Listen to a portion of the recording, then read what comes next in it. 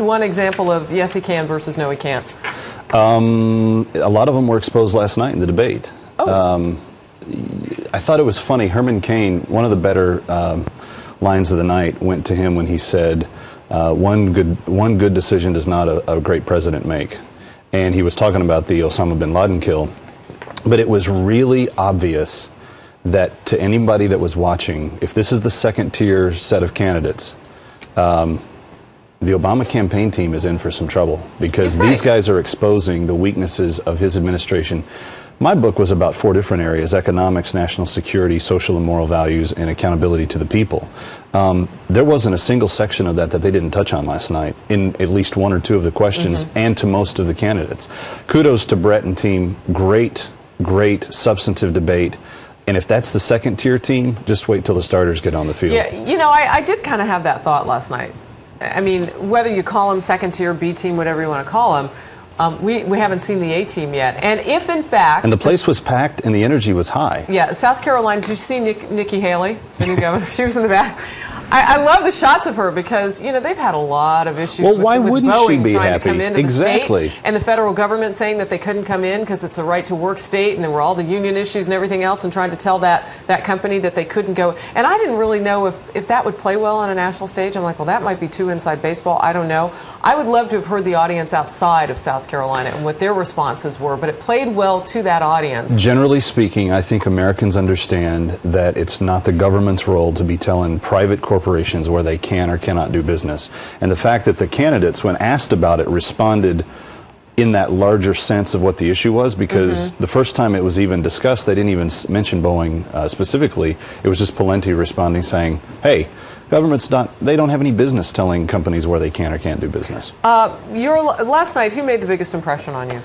None of them really impressed me. I will say the one I think that had the best showing was Cain, and I think that the Luntz focus group showed that. It's interesting. I wrote the front page reaction piece for FoxNews.com, but it is not. I did not see the Luntz focus group when I wrote it, but you and we still came said Herman Cain to the same conclusions. I think most of the punditry, the Sharon Jacobuses of the world, are going to say Tim Pawlenty won. He's the establishment. He's the candidate. Yeah, but she wouldn't back him necessarily. She wants to see Mitch Daniels. And I thought it interesting that your panel that was here earlier in the hour failed to mention the only man who has polled consistently to beat President Obama head-to-head almost every month since a year ago, February, which is Governor Huckabee.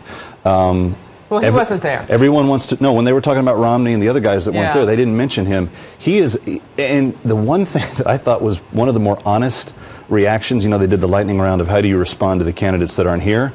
They went to Pawlenty and they said, what do you think of Governor Mike Huckabee? And he was so effusive he couldn't control himself. I love the Huck. Yeah. That was he was pretty effusive about Mitt Romney and his health care plan for Massachusetts. Missed opportunity on the Romney care question. He's taken some heat on that today. And I mean, in the spirit of Ronald Reagan, he said he was moving so on and so forth. But if you don't... Horse hockey. If you want the position, you've got to expose the weaknesses in the ideology. Who has the fire in the belly? Because you know that's really what it takes. Oh, that's a good question. Anybody on that stage last night? Well, I think Ron Paul has fire for a belly that's going to live for a long time, but he's too cranky. His optics are bad. He just can't. He can't win the middle.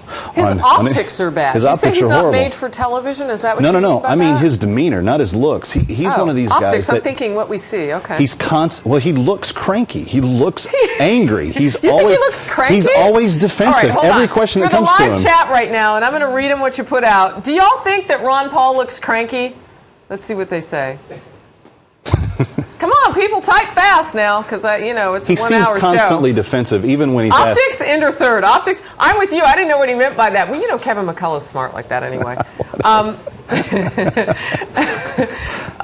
Growing Mary. I don't know if you're responding. Do you think Ron Paul looked cranky at the debate last night? Defensive, cranky, however you want to put it. On nearly every question. The Rocker 99, yes. Terry Francis, no. Grumpy old man, Chris Carpenter. Terry Starbuck, yes. Growing Mary, he's angry because of people like you. Really? You think I make him angry? No, she's talking about me. Oh, you. Ron Paul is cranky. Curtis Marsh, you look good in that hat. Ron Paul is cranky and Huck is too preachy. Is that going to be a problem for him? Huck? No. Why are we calling him Huck? Why are we calling a former governor Huck? Because the winner of the debate did last night. Then that's part of the thing. He's got the #1 rated show on cable news weekend across the board. His replay on Sunday night is the second highest rated cable news show across the board. He's made a connection with the American people starting immediately after the 2008 election that Romney and Sarah Palin missed out on. And I think that all of the groundwork he's done with his commentaries on 600 stations a day and his weekend gig at Fox, I think has benefited him tremendously. His brand. Donald Trump has a #1 show. You think that's going to help him? #1 in what day part? I don't know. #1 for him. He always says it. Good gosh. Well, he's #1 in his own mind. Yes, right. obviously. Celebrity Apprentice. Can that help the Donald? No, Donald's not going to be around. So not that longer. kind of a show. No.